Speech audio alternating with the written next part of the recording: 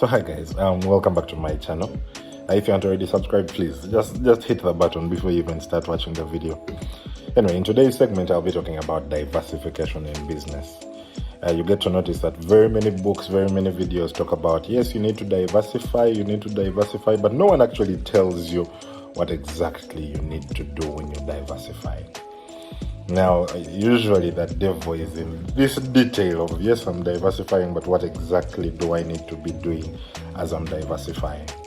I was one of the culprits. To be honest, I consider this one of the largest mistakes, the biggest mistakes that I made across my entrepreneurial journey.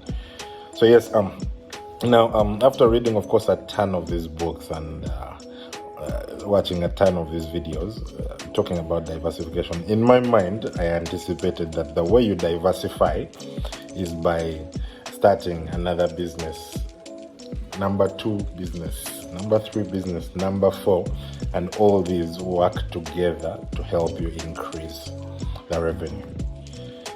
To be honest, this was I was wrong to a very large extent. I didn't anticipate the effects that it has on the entrepreneur and the brains behind the work that needs to be done across you having 4 different organizations.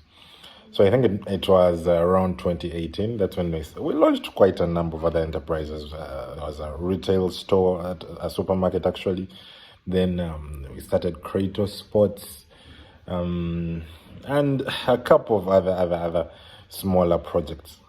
Now what happened is, now you've dived in with a lot of this excitement, then after the first month you begin to notice that, first, wait, I actually have my existent business, which requires me all the time. Then I have this business that, yes, you can hire people, but because it's just starting out and a lot of input is still required from you. Then you have another one and another one, and all these are kind of drawing your attention independently because, they're all starting out, they're all startups. Meaning, if they're new, you're going to need your input one way or another. You'll be handling problem of company number 1, then company number 3, you're hearing something is going wrong this side and it requires you. So what happens to the normal entrepreneur is, because you're now having to split your attention across 1, 2, 3, 4 different organizations, each of these organizations grows at a much slower rate than they would have grown if your entire focus was on that entity A or entity 4 or entity number 3. So that is what happens most of the time. So I learned this the hard way. I wish I really didn't go through this entire process, but it kind of pushed me into a corner where you're now kind of firefighting across the board. Attention, you're no longer sleeping because you worked this side during the day. Now this other thing, yes, it has its employees, but you still need to do a portion of work. So it leaves you all over the place with no focus towards one specific thing. And this means that if you are to grow at 100, you're going to grow at 30 because the other 60 is being spread out across 1, 2, 3 other organizations. Yeah.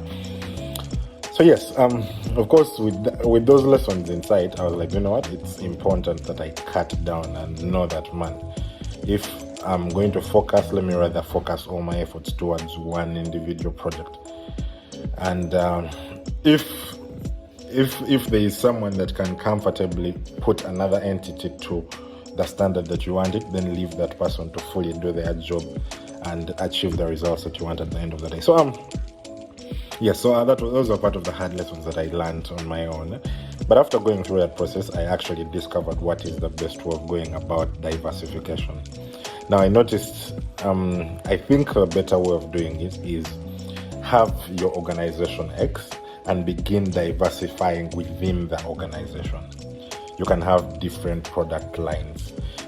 Say this is Facebook. You know that you're a conglomerate Facebook, but you have product A, product B, product C. That's Messenger, WhatsApp. All those are individual products, but under one entity. Or your conglomerate called Apple, so you can sell smartphones and gadgets here.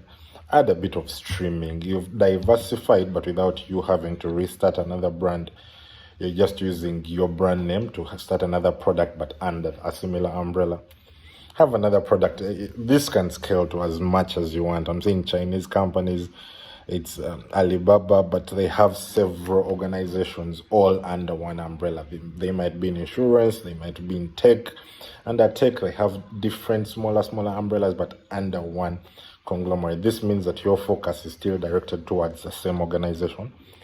And the growth and the brand that you need to put up, you're not starting at point zero, you're just building on already what is existent. So I believe this is the best way of doing things.